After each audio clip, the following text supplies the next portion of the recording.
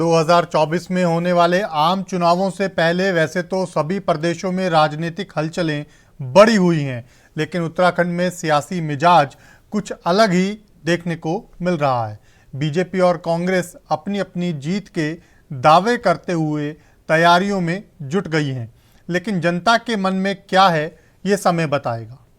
जैसे जैसे लोकसभा चुनाव नजदीक आ रहा है, वैसे वैसे प्रदेश में राजनीतिक दलों की सक्रियता बढ़ने लगी है। एक तरफ जहां बीजेपी की वरिष्ठ नेता उत्तराखंड पहुंचकर कार्यकर्ताओं से लेकर मंत्री विधायकों की नब्ज टटोलने में लगे हैं, वहीं कांग्रेस प्रदेश अध्यक्ष भी कार्यकर्ताओं की बैठक ले रहे हैं। चुनाव के मद्देनजर बीजेपी संगठन स्तर पर रणनीतियां तैयार करने की कवायद में जुट गई है।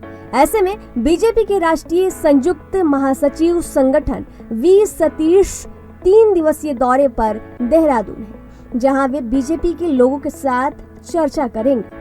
वहीं दूसरी तरफ कांग्रेस भी अपनी तैयारियों में जुट गई है। इसी कड़ी के तहत हरिद्वार में कांग्रेस प्रदेश अध्यक्ष करण माहरा की अध्यक्षता में गढ़वाल मंडल के सभी जिला अध्यक्षों की बैठक हुई, जिसमें आगामी त्रिस्तरीय पंचायत चुनाव और लोकसभा चुनाव के मद्देनजर गहन चर्चा की गई। साथ ही बागेश्वर उपचुनाव में पार्टी के प्रदर्शन पर भी चर्चा हुई। बी सतीश जी हमारे राष्ट्रीय संयुक्त महासचिव संगठक हैं और बी सतीश जी पार्टी के कार्यकर्ताओं से इंडिविजुअल बातचीत करते हैं। बहुत से ऐसे विषय होते हैं जो केंद्र चाहता है इसको इस रूप में इम्प्लीमेंट किया जाए, और कुछ विषय ऐसे तो राज्यों की परिस्थिति पर निर्भर करते हैं।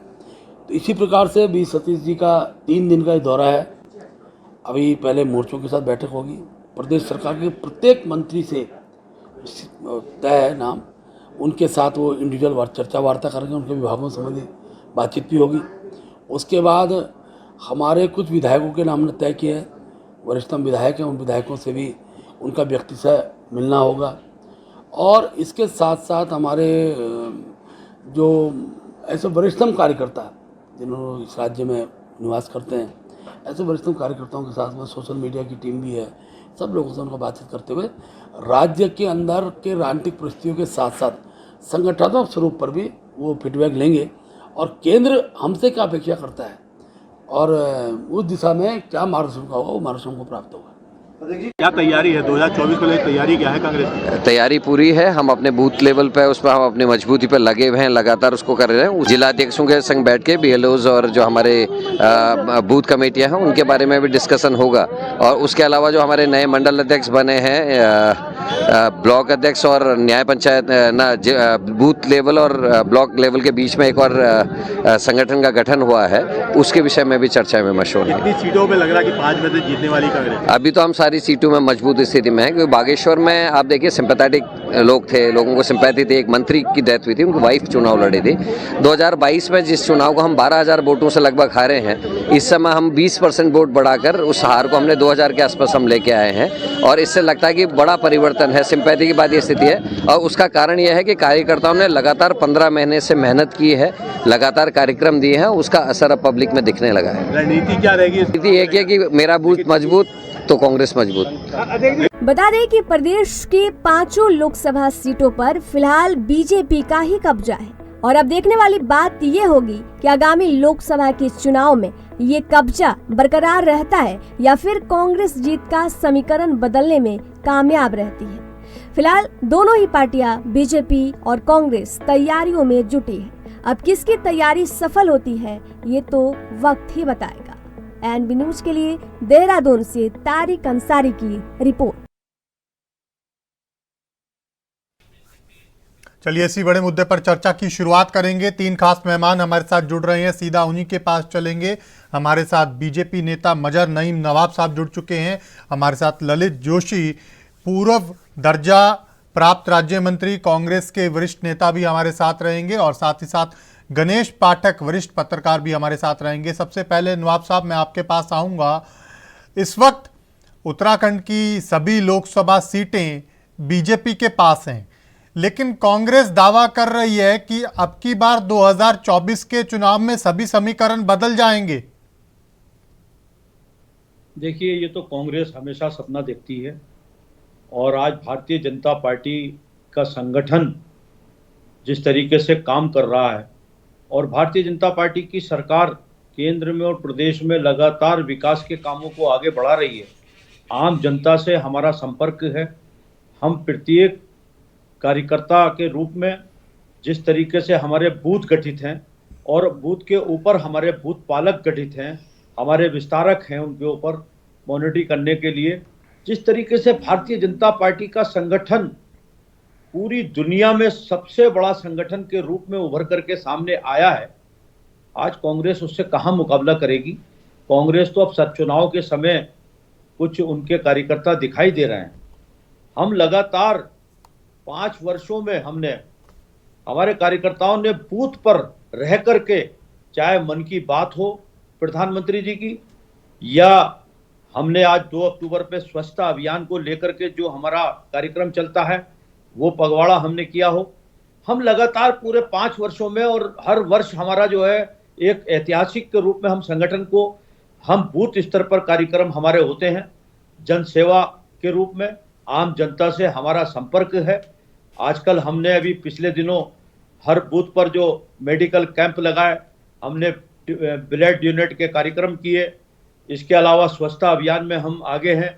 इसके अलावा हम बूथ स्तर पर जाकर के कार्यकर्ताओं से बैठक करते हैं और जनता से संवाद करते हैं और जनता से जुड़ करके और जनता के मुद्दों को सरकार तक पहुंचाते हैं और सरकार की छोटी छोटी बड़ी बड़ी योजनाओं को आम जनता तक। ठीक है, तैयारियां पूरी हैं कुल मिलाकर के। अब देखने वाली बात यही होगी कि समर में चुनावी क्या रहता है। फिलहाल एक छोटे से ब्रेक के लिए हमें रुकना है, छोटा सा ब्रेक, जल्द लौट रही है।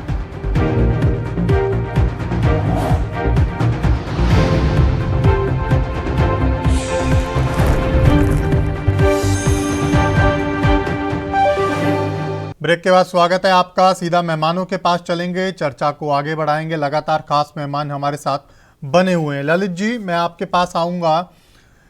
अभी हाल ही में जिस तरह से बागेश्वर उपचुनाव के नतीजे आए, उसके बाद कांग्रेस कहीं ना कहीं अच्छा प्रदर्शन होने का दम भर रही है, लेकिन चुनावों में हमेशा बड़ा सवाल हार या जीत का होता है। आपको क्या लग रहा है कि 2024 के चुनाव में जो सभी लोकसभा सीटें हैं उन पर कब्जा जमाने में कांग्रेस क्या वाकई में कामयाब हो पाएगी?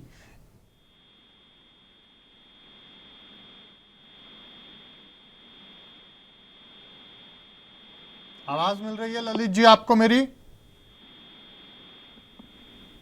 ठीक है, लगता है शायद संपर्क नहीं हो पा रहा है। गणेश जी आपके पास आऊंगा मैं।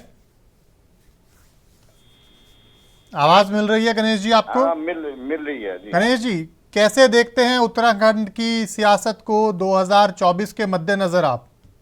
देखिए, 2024 का जो इलेक्शन है बहुत ज्यादा महत्वपूर्ण होने जा रहा है जी। अगर हम उत्तराखंड के परिप्रेक्ष्य में अगर देखें, भाजपा और कांग्रेस के बीच में एक बड़ा द्वंद्व दिखाई दे रहा है जी।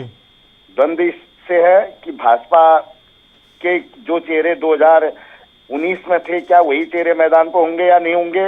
नए चेहरे होंगे तो वो कैसा प्रदर्शन करेंगे, उनको उनकी कितनी स्वीकार्योक्ति होगी, और अगर यही चेहरों पर अगर दांव अगर लगाएगी बीजेपी तो इनकी एंटी इनकम्बेंसी कितनी होगी, और जो एंटी इनकम्बेंसी का असर होगा वो कितना ज्यादा प्रभावित करेगा। क्या 500 सीटें बीजेपी निकाल पाएगी या नहीं निकाल पाएगी? ये कुछ ऐसे सवाल हैं जो ज्यादा महत्वपूर्ण हो जाता है। ठीक उसी तरह से कांग्रेस का भी है। कांग्रेस में नैनीताल से कौन चुनाव लड़ेगा, अल्मोड़ी से कौन चुनाव लड़ेगा, पौड़ी से कौन लड़ेगा, हरिद्वार से कौन लड़ेगा, ये टिहरी से कौन लड़ेगा, ये सारी जो चीजें हैं अभी बहुत ज्यादा बिल्कुल धुंधल का है। मतलब एक तरह से मतलब आप कह सकते हैं कि धुआं लगा हुआ है। और जो समय है अब जैसे जैसे मतलब नजदीक आएंगे तब जाके स्थिति रहेगी। दोनों दल अपनी तैयारी तो कर रहे हैं, निसंदेह कर रहे हैं। और जो अभी आपने बागेश्वर का उपचुनाव की चर्चा करी, विधानसभा उपचुनाव और लोकसभा का चुनाव, इसमें बहुत ज्यादा फर्क है। इसमें राज्य सरकार की नीतियां, केंद्र सरकार की नीतियां और कैंडिडेट, ये सारे इक्वेशन काम करेंगे। बिल्कुल। ललित जी, आपके पास आऊंगा। जो बात अभी गणेश पाठक जी कह रहे थे कि कहां से कौन चुनाव लड़ेगा, ये भी बड़ा कुछ तय करेगा हार जीत के मायने को लेकर।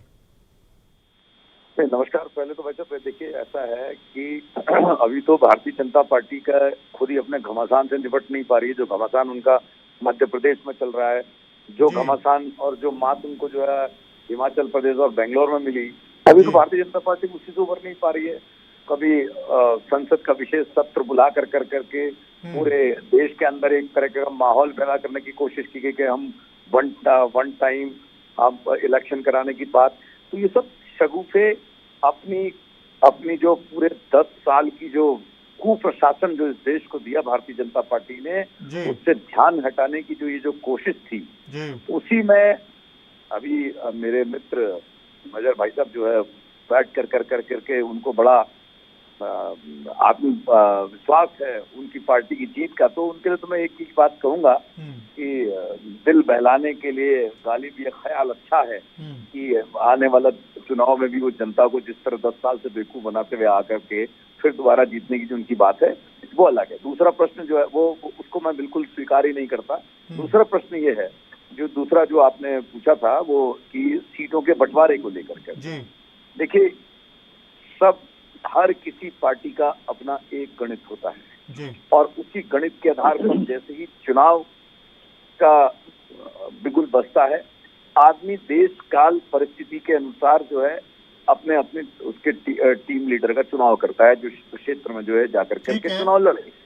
तो अभी तो इन सब बातों में टाइम है। पहले तो भारतीय जनता पार्टी के जो लीडरान हैं और इस देश को जिन्होंने हर न्यायपालिका से लेकर कर, न्यायपालिका तो कोशिश करी, उसको कर नहीं पाए, से लेकर करके हमारी सारी संस्थाओं को जिस तरीके से तोड़ करके खत्म करके रख दिया, न्याय की उम्मीद लोगों के दिल में नहीं रही, लोगों का विश्वास उठ गया। इस चुनाव व्यवस्था से भी शक है लोगों के दिमाग में कि आने वाले दिनों में क्या होगा।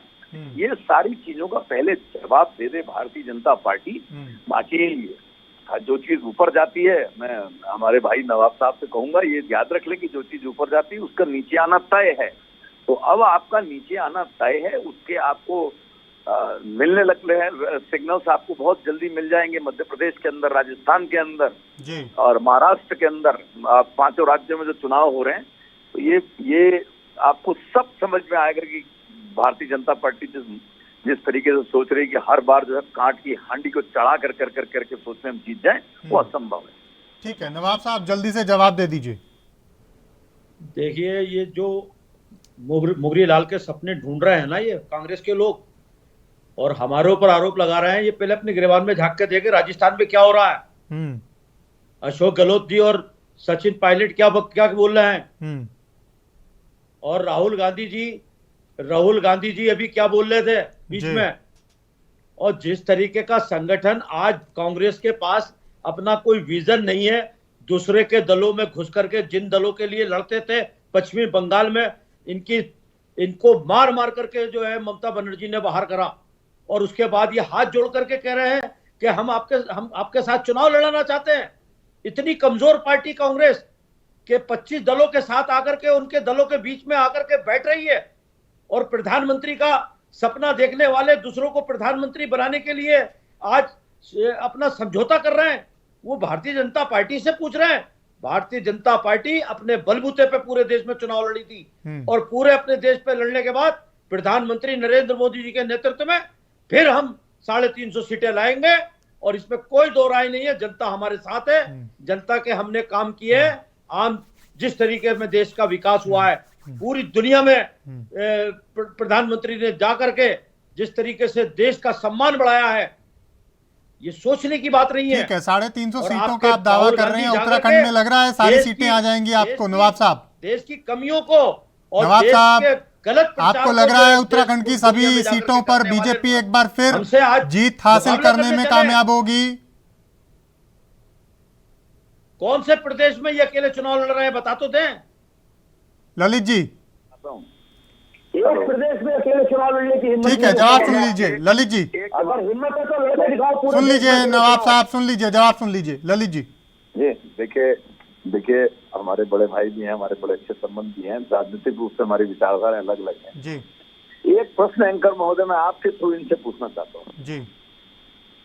ये कह रहे थे ना कि इनको जरूरत पड़ी और पार्टी अलग रही। इनसे अभी आप ये प्रश्न पूछे और अभी जवाब चाहिए मुझे इस बात का कि क्या इनके जो दलीय हैं, क्या ये अकेले चुनाव लड़ रहे हैं पूरे देश में, या इस समय सरकार इनकी अकेले चल रही है, ये पूछ लें। और अगर ऐसा है तो फिर मैं इनकी बात का जवाब दूंगा। पूछिए आप इनसे। आप देखिए एनडीए के हमारा सहयोगी दल है एनडीए, तो और हम जो है भारतीय जनता पार्टी फुल बहुमत से है। अरे आप हमारी पार्टी का फुल बहुमत है केंद्र में, तो बड़ी, लेकिन एनडीए के सदस्य हम सरकार चलाते हैं। जो तुम्हारा जो तुम जो लेकिन आपको जरूरत है ना, वो तो तुम्हारा जो है वो तो। अरे मैं पूछना चाहता हूँ, समाजवादी से आपका उत्तर प्रदेश में झगड़ा था, तुष्टीकरण की राजनीति को लेकर के आप एक दूसरे को मारते थे। आपने बोला पश्चिमी बंगाल में आपका क्या हाल होता था? असल में भारतीय जनता पार्टी को 2 तरह की ट्रेनिंग दी गई है। एक ट्रेनिंग उनको दी जाती है एक केरल में क्या हाल था तुम्हारा, मुसलमान उठा दो, और दूसरी ट्रेनिंग ये दी जाती है कि जितना झूठ बोल। हम हिंदू मुसलमान के नाम पे चुनाव नहीं लड़ रहे हैं, हम 140 करोड़ चुनाव लड़ते हैं हम। अरे सर जी, तुम्हारे पास हिंदू मुसलमान के एजेंडे के अलावा कुछ और है तो बता दो मुझे, और है तो बताओ। ये तुष्टीकरण की राजनीति कांग्रेस के पास है। तुमने सांप्रदायिक कांग्रेस ने ये कह करके मुसलमानों को डरा करके। ठीक है, वक्त का अभाव है, चर्चा को मुझे यहीं विराम देना होगा। जुड़ने के लिए आप सभी मेहमानों का बहुत बहुत शुक्रिया। अभी के लिए मेरे साथ इतना ही। आप देखते रहिए ANB न्यूज़। नमस्कार।